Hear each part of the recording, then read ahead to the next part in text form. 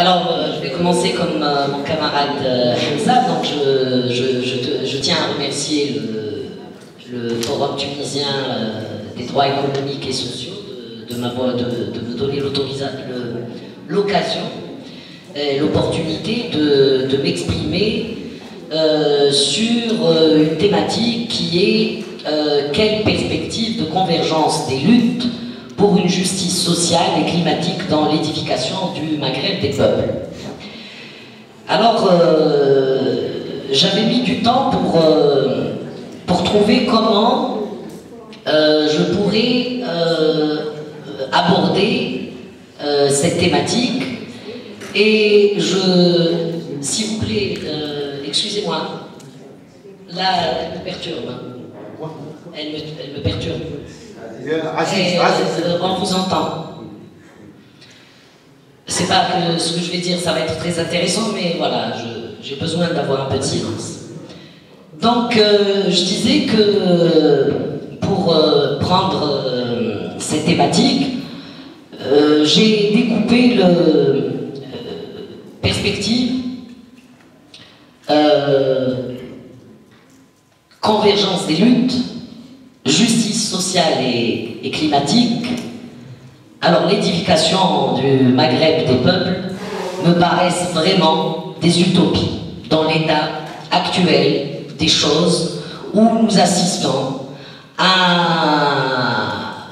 un hold-up qui se passe.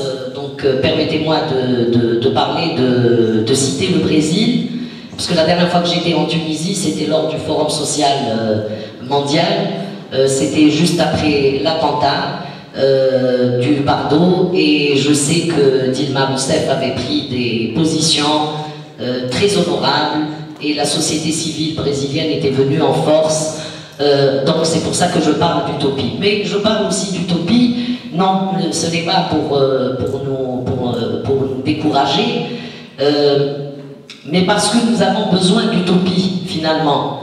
Comme le dit Eduardo Galeano, il l'a défini comme l'utopie est dans l'horizon. Je m'approche d'elle 10 pas et elle s'éloigne 10 pas. Je marche encore 10 pas et elle s'éloigne encore autant. À quoi sert l'utopie? Eh bien justement pour cela, pour nous faire avancer. Vers quoi on va avancer? Bon, la convergence des luttes,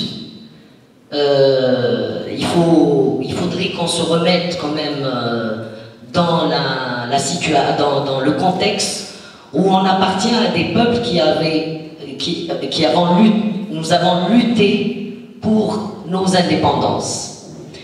Ce qui est maintenant appelé société civile, à l'époque, c'était le mouvement ouvrier, c'était les gens qui étaient dans les ghettos, dans les fermes, dans les villes, dans les écoles, dans les universités, pour justement acquérir, comme il disait Fanon, le mot d'ordre, c'était pour lutter contre les inégalités.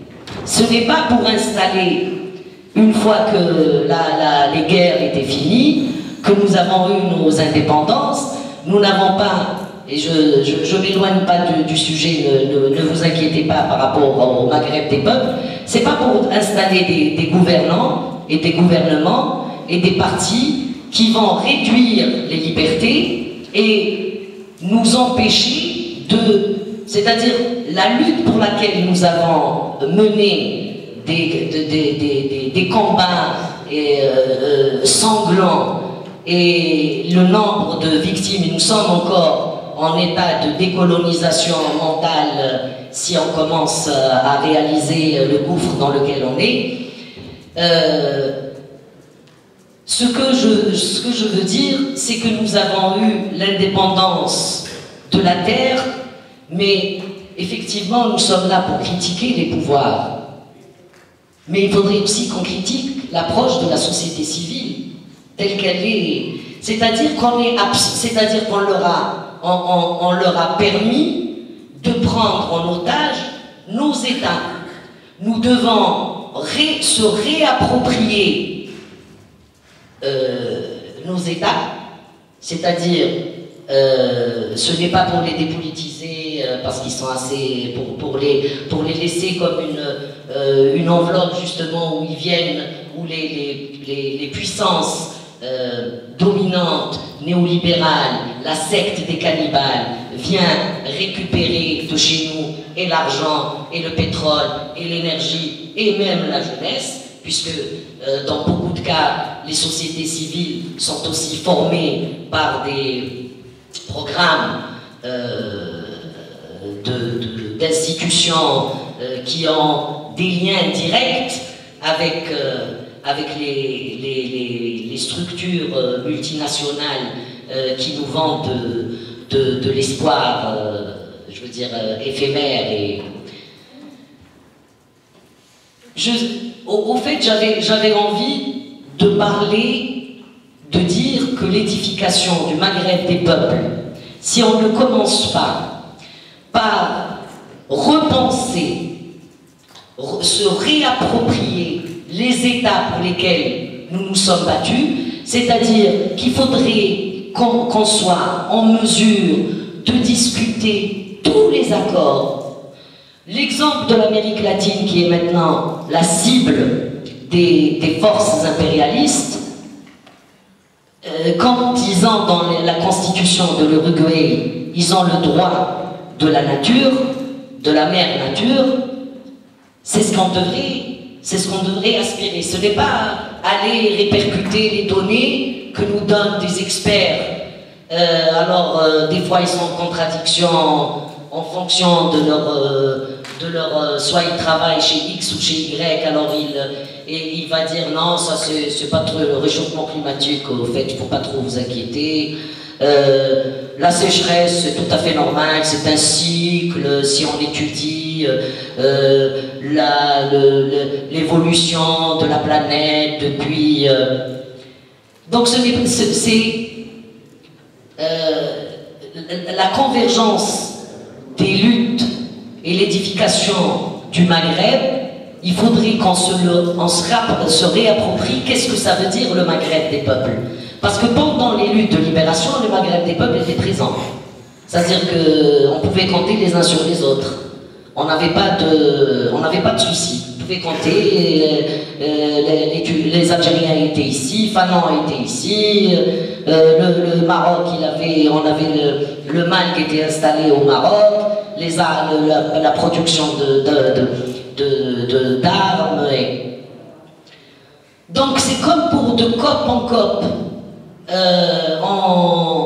on s'éloigne et on reprend les formules, les lignes sur lesquelles nous devons insister, les lignes sur lesquelles nous devons céder, la vue, la perspective que nous avons, c'est la même chose. Effectivement, nous sommes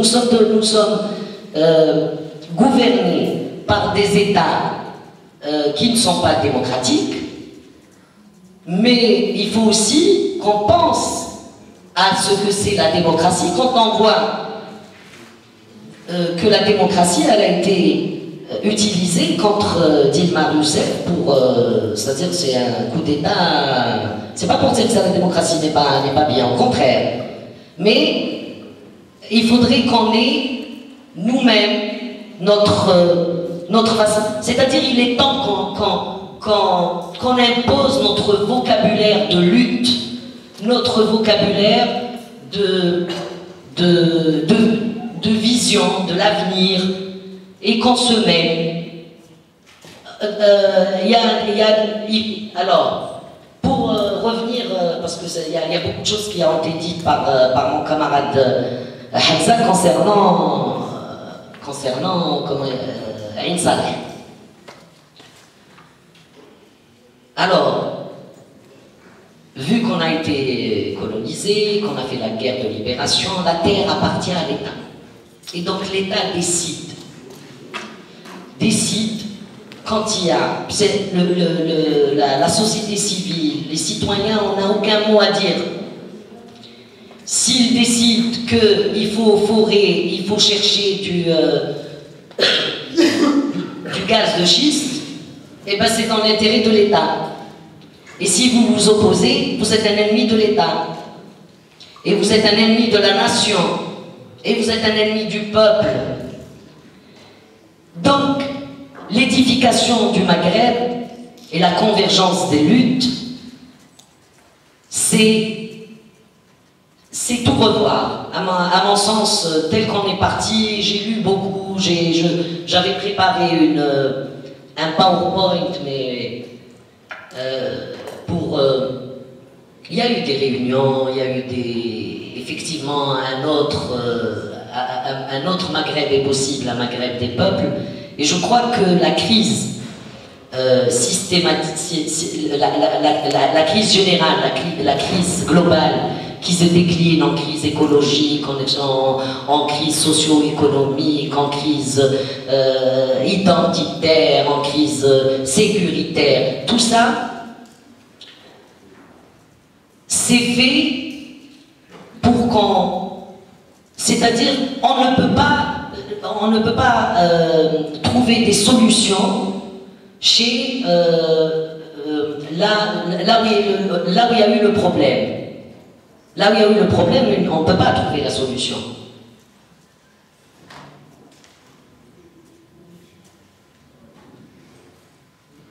Bon, c'est tout ce que j'ai à dire. Très bien, merci. Merci à tous les intervenants, vous avez bien donné la chance au débat,